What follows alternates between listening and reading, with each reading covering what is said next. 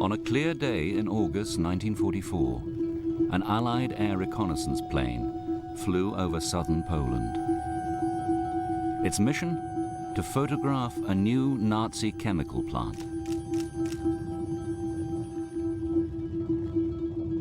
But when they were developed, the aerial photographs showed more than just the Nazi factory. Purely by accident, the aircraft had taken photographs of another complex 7 kilometers away. It was the Nazis' most evil extermination camp of them all, Auschwitz.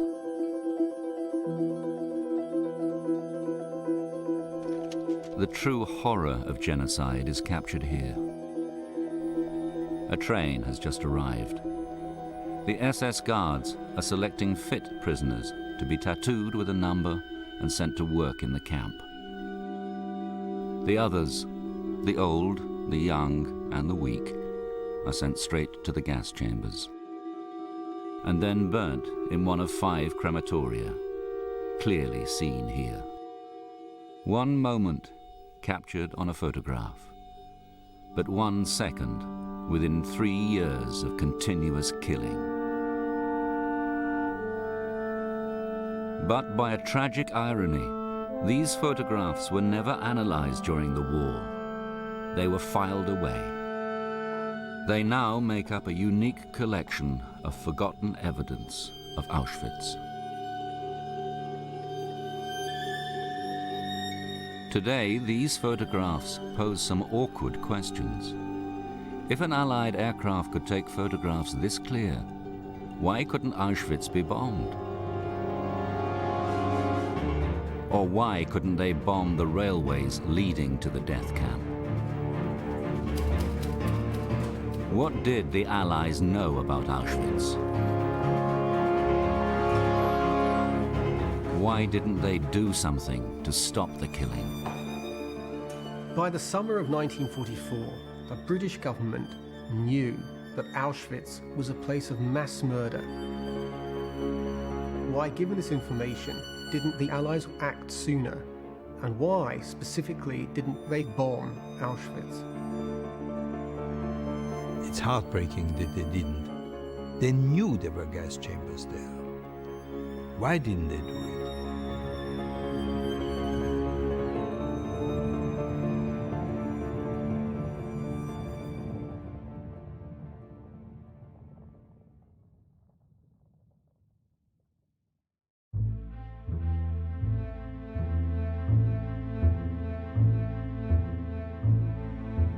Gathering intelligence about the Nazi state was a crucial part of the Allied war effort. Information on Nazi atrocities in occupied Europe increased throughout the early years of the war. Reports from Jewish organizations and the Polish underground told of brutal anti-Semitic measures and the segregation of Jews into ghettos. In July 1941, intercepted and decrypted German Enigma codes revealed that Nazi terror had turned into mass murder in the Soviet Union.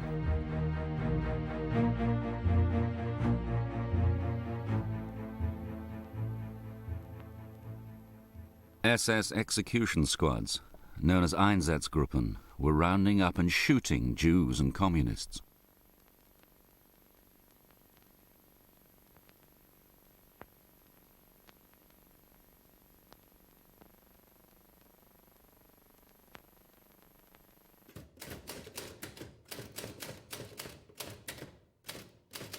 From May 1942, decryptions of German police codes and transport directives revealed that Jews were being rounded up all over occupied Europe and deported to unknown destinations in the East.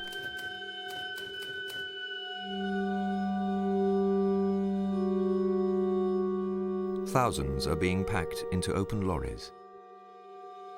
About 1.5 million Jews have simply disappeared altogether. No one knows how or where.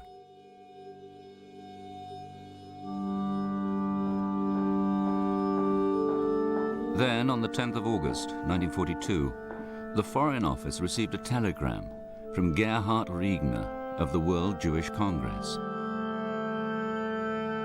Based on a report smuggled out of Germany, it revealed Nazi plans for the total annihilation of the Jewish people. Extermination at one blow.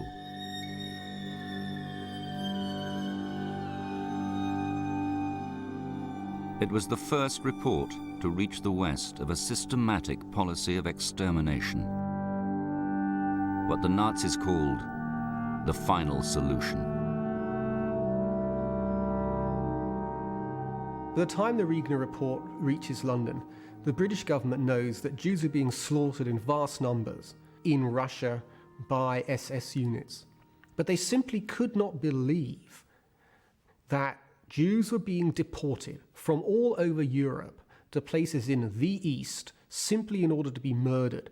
This was something that beggared the imagination. You had to stop being human to believe that such a thing was possible. And if you thought the Germans were halfway rational, it seemed to be a bizarre use of rare resources, locomotives, rolling stock, in the middle of a war that had reached a critical stage, shipping Jews all the way to Poland just to kill them. This seemed unbelievable, and it required still more evidence, in addition to Riegner's telegram, to convince sceptical officials in the Foreign Office, in British intelligence, that this was indeed happening.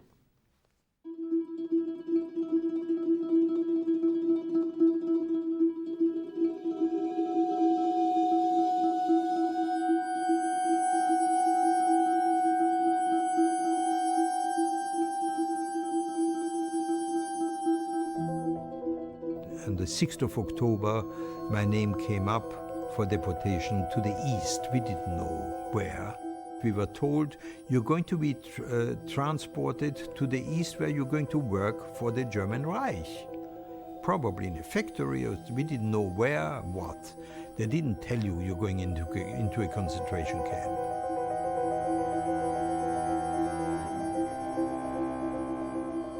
We became so automatic. Whatever we were told, we had to do. There was no question of saying, no, I will not go. It was the hottest day I've ever remembered in my life. We were all packed in like sardines. If we touched each other, the bodies were burning. I remember telling my wife if she wanted to get married, because I might get sick and ill. Poland is a long way from Holland and it's cold and all that. If I don't get back, you can marry. Be sure you get a husband who's good for the baby. We were thinking about a child, nothing else. But we were very, very frightened people.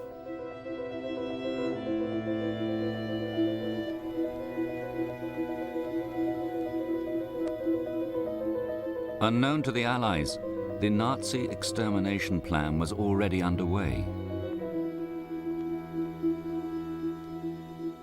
Deportation trains were carrying hundreds of thousands of Jews to a death camp equipped to kill on an industrial scale. Auschwitz. This aerial photograph clearly records the layout of the camp. Auschwitz I, the main camp, had one gas chamber used for the murder of Poles, Soviet prisoners of war, homosexuals, gypsies. Auschwitz II, known as Birkenau, was built mainly for the extermination of Jews.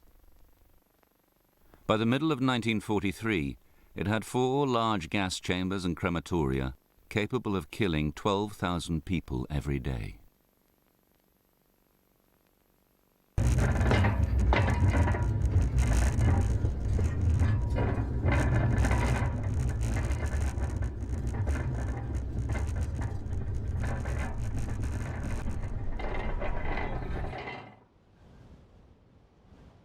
When they opened the door of the cattle wagons, you could see that the platform was full of SS with dogs and whips in their hand and all that, and they're shouting, "Raus!" in this terrible, guttural voice. And an SS soldier came along with a club in his hands. He separated the women from the men. And there goes my wife and my baby. And we were told, you see your families every Sunday, every weekend. That wasn't true. Never happened. And we were ordered to walk, and we walk through the arch. We had entered Birkenau camp. And a few minutes later, I'm looking to my right, I see on my right a truck coming towards us. And stops in front of us. And the truck is full of women and children. And there's my wife with the baby in her arm. I shout out to her. She didn't hear me. Then the truck moves away.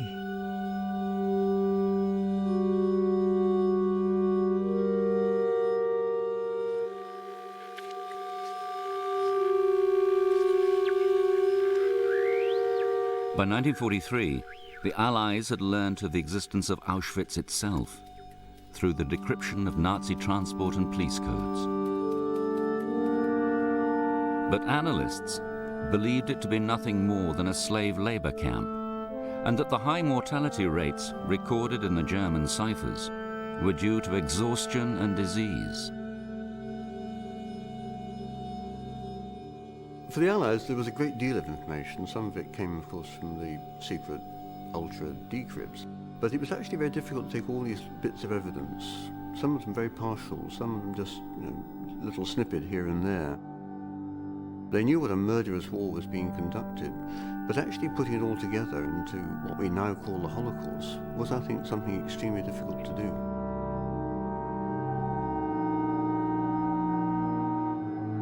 Some of the people who came there with their wives and with their children, they're asking, where's our family, where's our wives, where's the children that we had? They said, forget about, you will never see them again. And can you smell something in the air? They're burning the flesh of your people, the old prisoners telling us. Said, we didn't believe what they were saying. Whoever heard of gassing people and burning them? Whoever would dream of it? A cultured people, the Germans, musicians, authors. It's incredible. I mean, nobody can do that.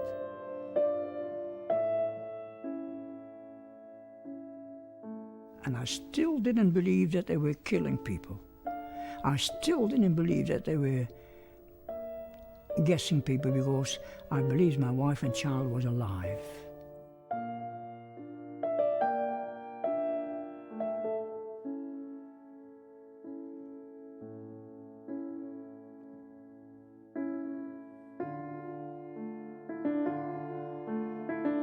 It was not until the summer of 1944 that enough evidence finally emerged to convince the Allies that Auschwitz was an extermination camp, and that something had to be done to stop the killing.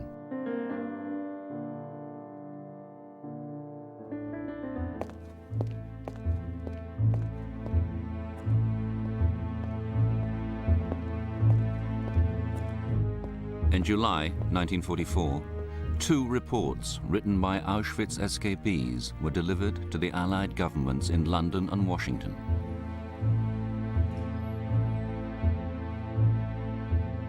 One account was by a prisoner who had witnessed at first hand the arrival of trains bringing deportees from all over Europe to Auschwitz.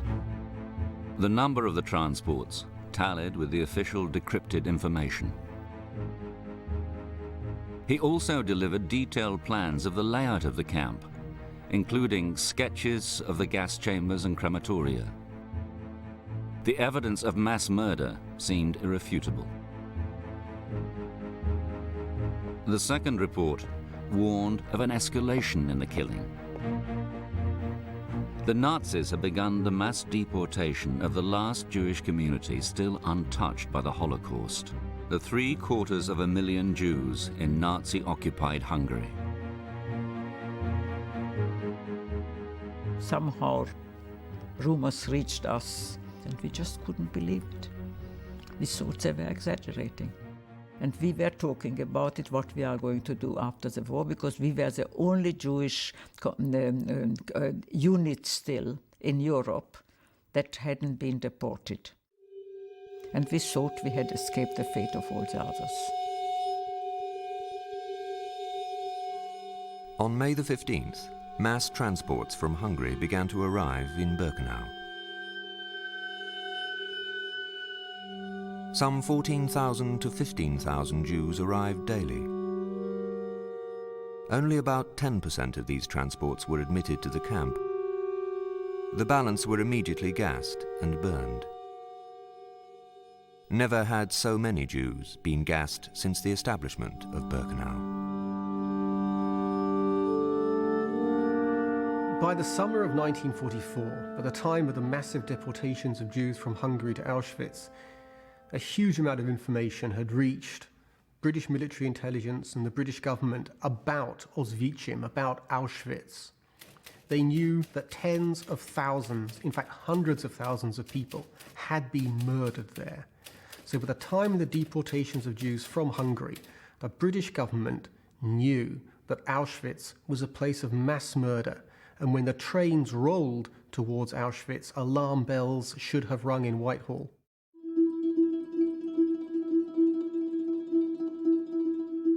Throughout this period of intense killing at Auschwitz, the Allies were able to bomb military and industrial targets in Poland from captured airfields in southern Italy. Paving the way for the bombers were the aerial reconnaissance units. One of their missions was to photograph a new Nazi factory, the IG Farben synthetic oil and rubber plant near a town called Monowitz. From 15,000 feet, photographs were taken for several kilometers over the factory site.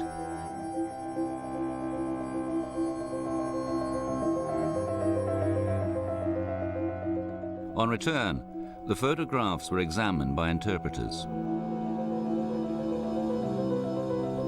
They studied the factory and oil installations in minute detail, recording the key areas of the plant's operation. But what the interpreters failed to identify were the rows upon rows of huts in a camp nearby. They failed to identify the gas chambers and the crematoria.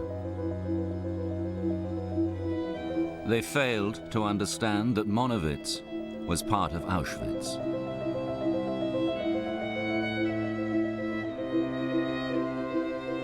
No analysis or intelligence commentary was made on the photographs of the death camp. We have to remember that for photo reconnaissance during the war, that there were thousands and thousands of images being brought in every day. And for those whose task it was to look at the IG Farben plant at Monowitz, which they wanted to bomb, that was what they focused on. They may have seen some of the surrounding camps and thought that it was simply labour camps, like thousands of labour camps over the rest of Germany and Central Europe. And so the terrible tragedy is that they had the camp, in a sense, in their sights, but they didn't realise what they were looking at. Enhanced by modern digital technology, these aerial photographs, taken in August 1944, reveal Nazi preparations for the mass deportations from Hungary. The SS built a new railway spur which would carry the deportees directly to the crematoria. On arrival, anyone older than 40, every child under 15, anyone not fit for work, every pregnant woman. Most were led straight to crematoria 2 and 3, or were taken by truck to crematoria 4 and 5. stripped of their clothes and belongings, men, women and children were led into the gas chambers.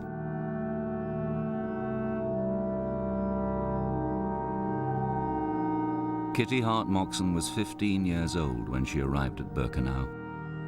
She witnessed the entire process of extermination.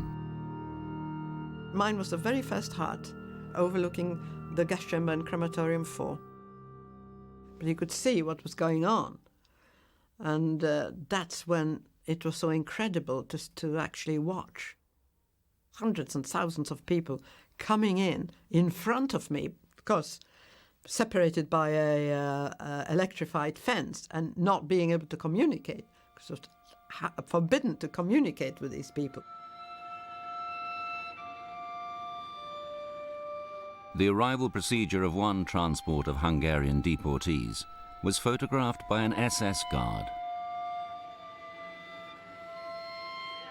When we were outside, we were first separated, men and women. And this was the last time I saw my father.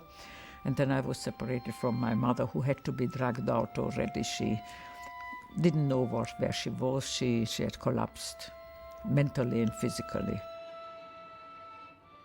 And she was straight away taken to the chimney, which was belching out smoke, and we had this terrible stench on arrival, which we didn't know at that time, but we found out later it was burning bodies. I thought at least she didn't have to go through the whole thing, what happened afterwards, because she couldn't have taken it. I mean, she obviously was not strong enough to take it. Many of them were in a very, very bad state. Others were just totally bewildered, I would say. But nobody in their own imagination would have imagined they were going straight to die.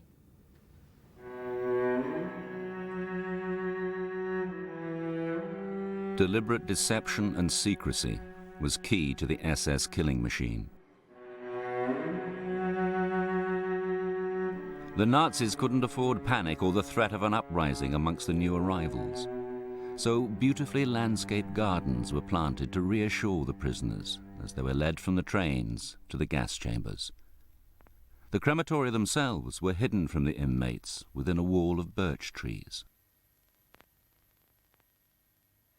Many of them were sitting in the woods. You know, there were lots of woods there. They were just sitting around waiting to go into the gas chambers because they had no idea. That people didn't know. They thought they were told by loudspeakers they were going to have showers. So it lulled them into some false of security, of course. And I actually saw them being led into the gas chamber, groups of people. You actually saw the men pouring the gas in.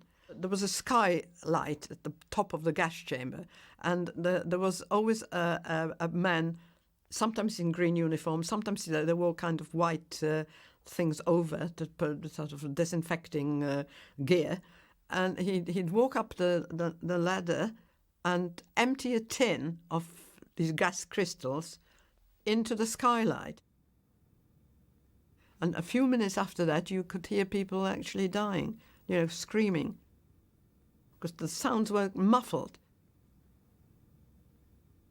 And that would last anything up to 20 minutes. And then the next thing you'd see was fire and smoke come out of the chimney. And then you saw the men who worked inside the crematoria taking out the ash and dumping it at the back of the crematoria. Now that I saw day in, day out for 8 months.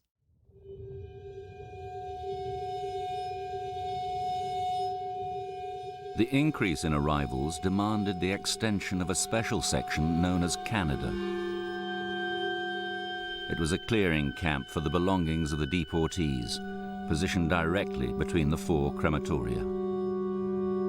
After selection on the ramp, all the luggage, clothes and other possessions were collected by prisoners and brought to Canada for sorting. There were 30 wooden sheds. In those sheds were most of the belongings of the people, all jumbled up. Food, prams, toys, everything. You see, I was sorting men's jackets for 8 months. Nothing but men's jackets I had to sort. You had to do a certain quota, and if you didn't, because you got punished. There's one hut that has shoes piled up to the roof of the hut, just shoes jumbled up. People were actually told, when they were taken to the gas chamber, to tie their shoes together so that they can find them again. But of course that wasn't true. That was so that they could be found and shipped to Germany, because all the stuff was eventually shipped to Germany.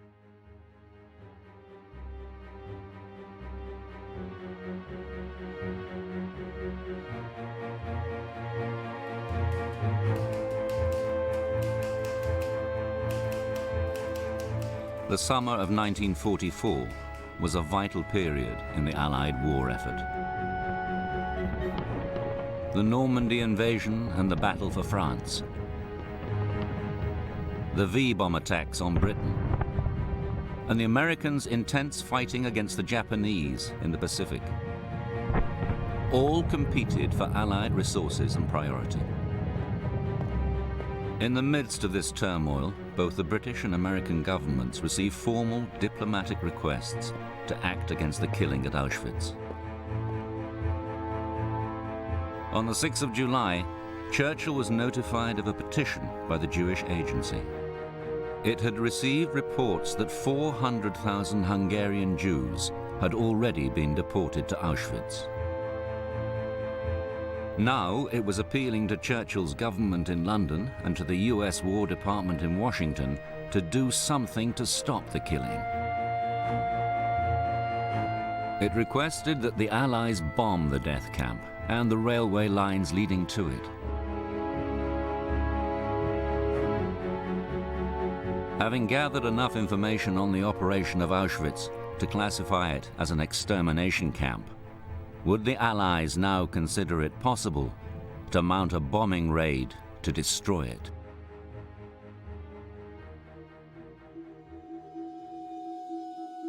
By July 1944, the Allies had more detailed information than ever before about the atrocities at Auschwitz death camp.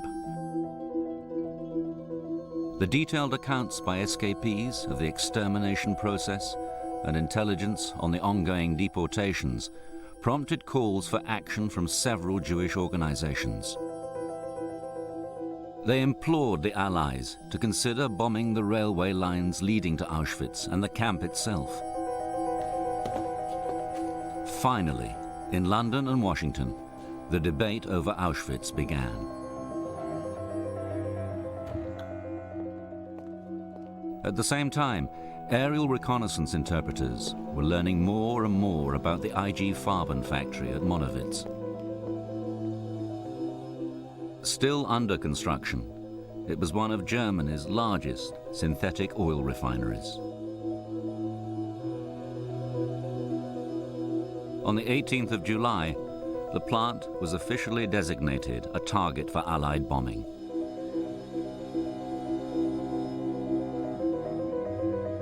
But again, the interpreters failed to realize that Monowitz was part of the Auschwitz slave labor system.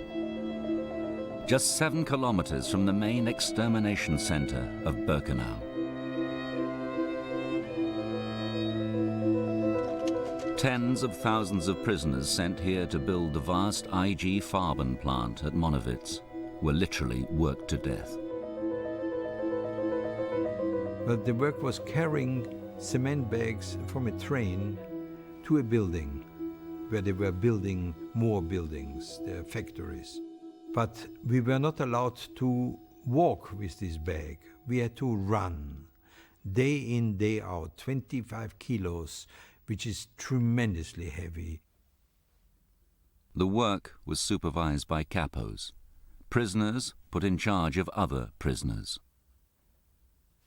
Capos were watching you, and the capos are ex-criminals, rapists, murderers, men with bad tempers, who taken out of the prisons by the Nazis, taken to the camps to do the dirty work for the Nazis.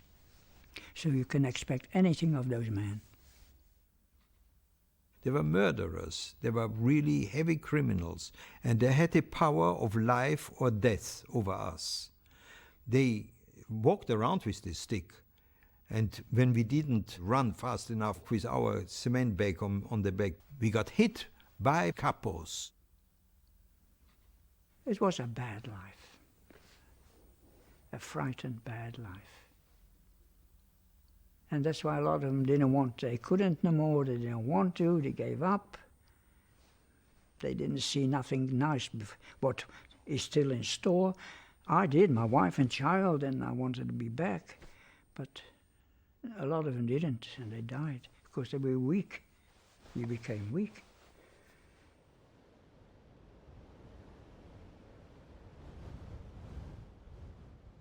The weak and the sick had no place in Auschwitz.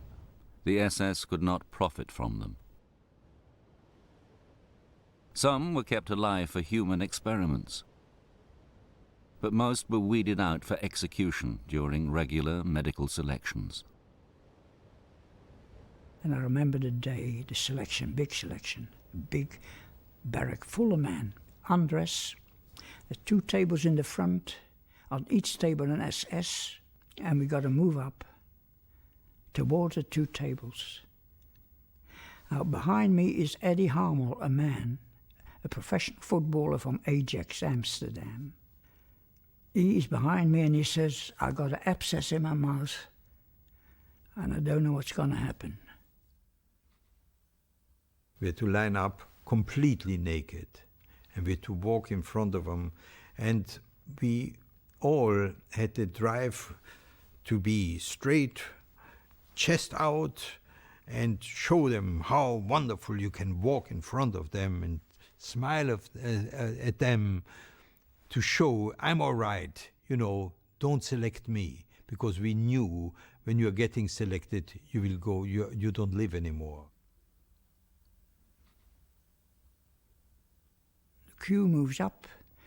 I'm near the 2 tables. I walk between the 2 tables, and the SS directs me to the right. And as I walk away, I look behind me, thinking Eddie Harmel will come behind me. He's directed to the left, and I never saw Eddie Harmel again. He was a guest because he had an abscess in his mouth. So many were selected and never seen again. Even if one of the girls had a full bust, they were suspecting that she's pregnant or something, and never seen again.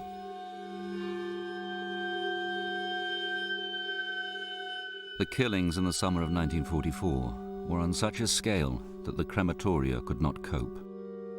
This aerial reconnaissance photograph, taken on the 25th of August, shows a large plume of smoke in the area behind Crematorium 5.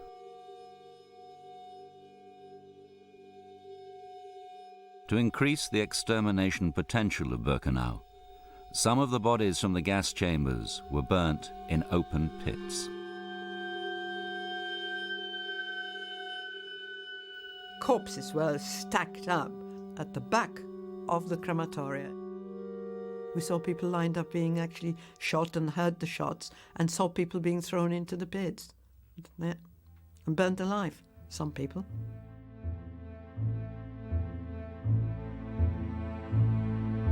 Winston Churchill was appalled by reports of the killings at Auschwitz. He called it probably the greatest and most horrible crime ever committed in the whole history of the world. He was immediately in favor of the proposal by the Jewish Agency to bomb the camp. "Get anything you can out of the Air Force," he wrote. "Invoke me if necessary." The Air Ministry gathered to discuss the feasibility of the bombing. The debate centered on whether the Allies could carry out raids with the precision to destroy the gas chambers and crematoria without killing thousands of inmates. The first option was a precision raid by low-flying Mosquito bombers, requiring a 1,200-mile flight to Poland. To mount a precision bombing attack on Auschwitz It was a very difficult operation to mount, very long distances from bases either in the Mediterranean or in England, and I think that to actually bomb precisely at that range would have been extremely difficult with the aircraft that were capable of doing it.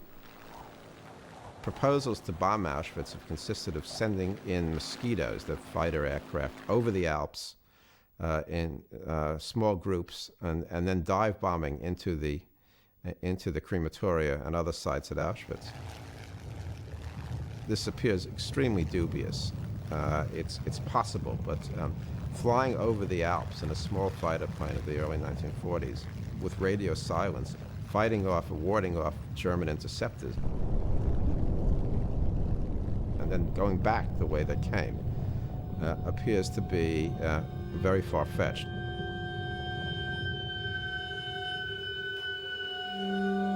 Many of the requests to bomb focused on the railway lines leading to the death camp. The railways could certainly have been bombed in 1944. They were bombing railways all over Europe, of course, when they chose to. The problem here, of course, is, first of all, that it's a very difficult target to hit. Secondly, you can interrupt a railway, and you can be up and operating again within a matter of hours, at the very latest in a matter of days.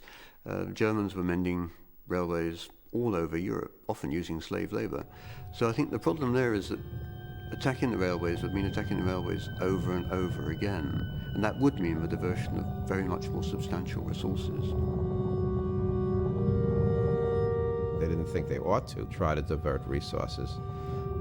They had 1,000 things to worry about. There's chaos on all fronts. The Allies were fighting two wars, one in Europe and one in the Pacific against Japan.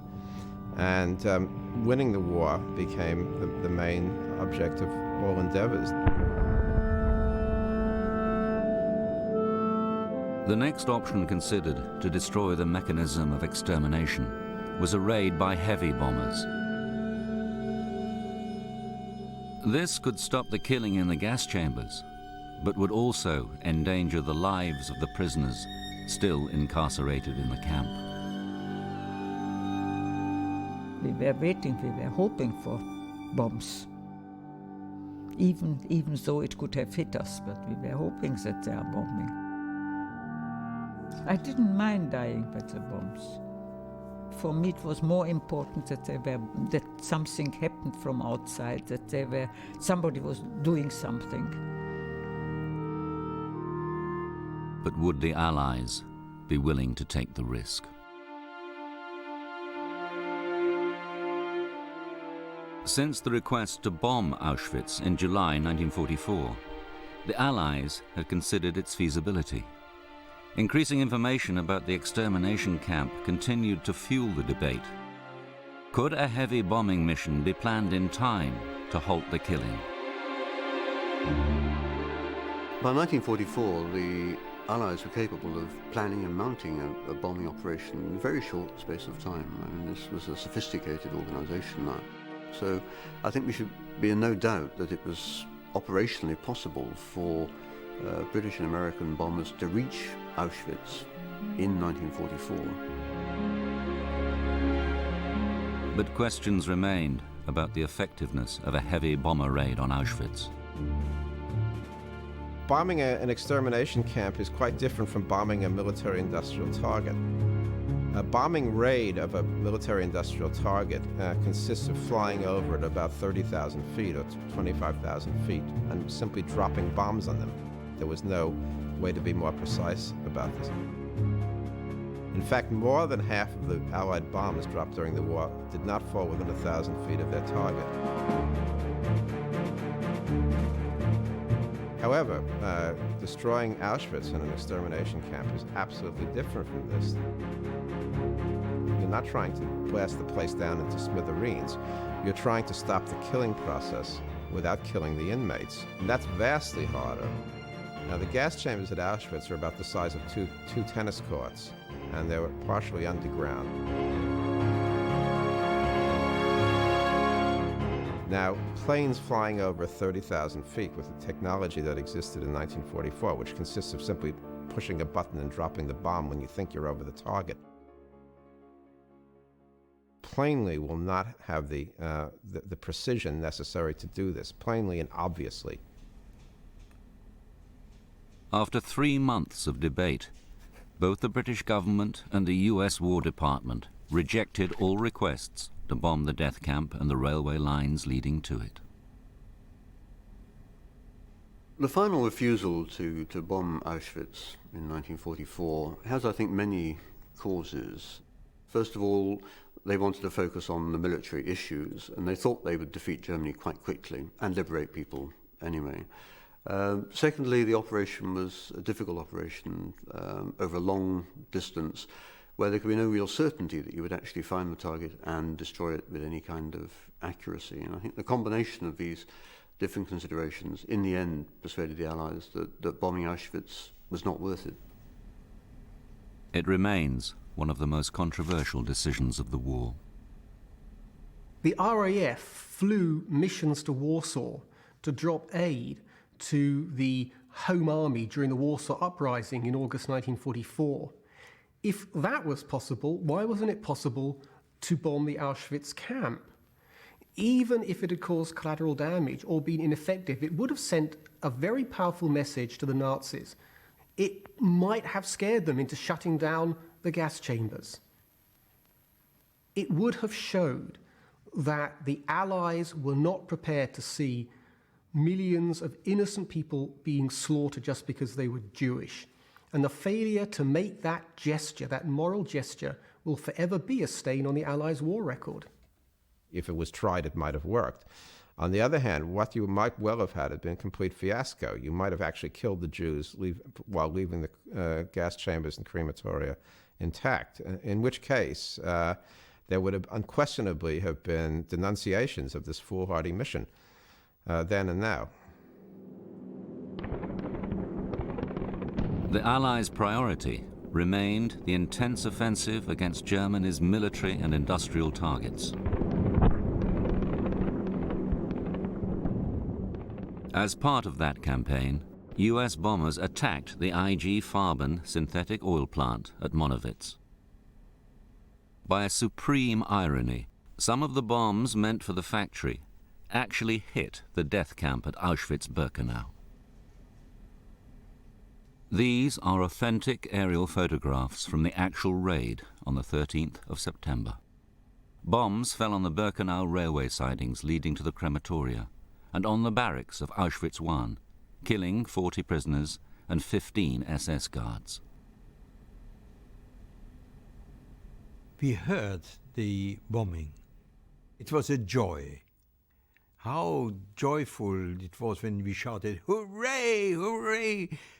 Drop the bombs everywhere, come on." We were not worried whether we are going to get killed, but that's the first contact we had with the Allied forces.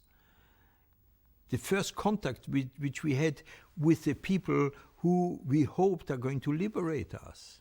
I'd rather die by a bomb, in English or whatever, than go on living like that. This extraordinary photograph shows bombs destined for the IG Farben factory poised directly over crematoria 2 and 3.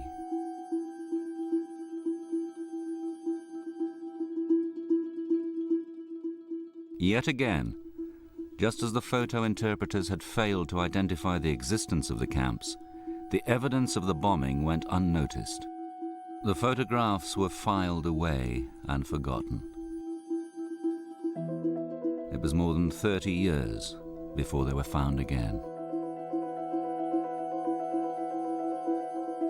The accidental bombing had no effect on the operation of the death camp. The killing at Auschwitz continued, until finally the SS themselves dismantled the gas chambers and crematoria, destroying the evidence of extermination from the advancing Soviet army. In total, almost 1.5 million people, political prisoners, Soviet POWs, homosexuals, gypsies, Jews, had been murdered at Auschwitz. Auschwitz was one of 6 Nazi extermination centers in operation during the war.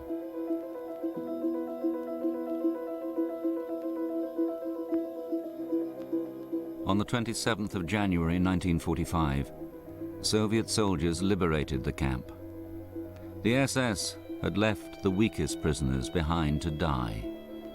Thousands of others had already been transported to labor camps and factories in Germany. Hundreds of thousands perished on forced death marches. Between the first request to bomb Auschwitz in July 1944 and the destruction of the crematoria by the SS, more than 150,000 people had been murdered in the gas chambers.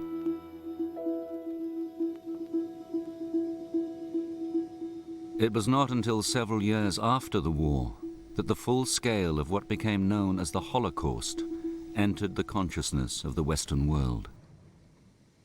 Since then, questions have been asked again and again why the Allies failed to act to stop the killing.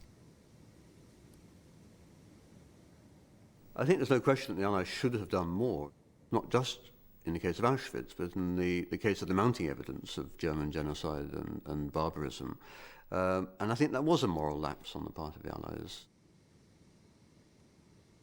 The Jews were being killed by the Nazis, and it was, to stop this, you had to stop Nazi Germany by destroying it. It's as simple as that. And that was what the Allies were trying to do and did very successfully. The rejection of the appeals to bomb Auschwitz was a practical military decision. But the overwhelming moral case for action was simply ignored by the Allied decision-makers. Many of them, in the British intelligence, in the American Air Force, and the British government, sincerely believed that the best way to save the Jews would be to defeat the Germans, and that any deviation from that task would be a betrayal. They simply lacked the imagination, as well as, for a long time, the information, to understand that each day that passed, thousands of Jews were being murdered in the camp, and that any excuse for not acting, however well-intentioned, condemned those thousands of people to death.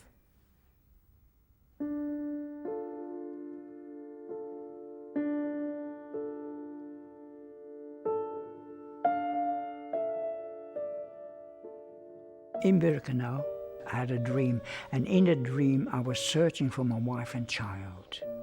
Thousands of people all over I was, asking, looking, and I couldn't find them. And then I said to myself in my dream, I'll give up. They're dead, I can't find them.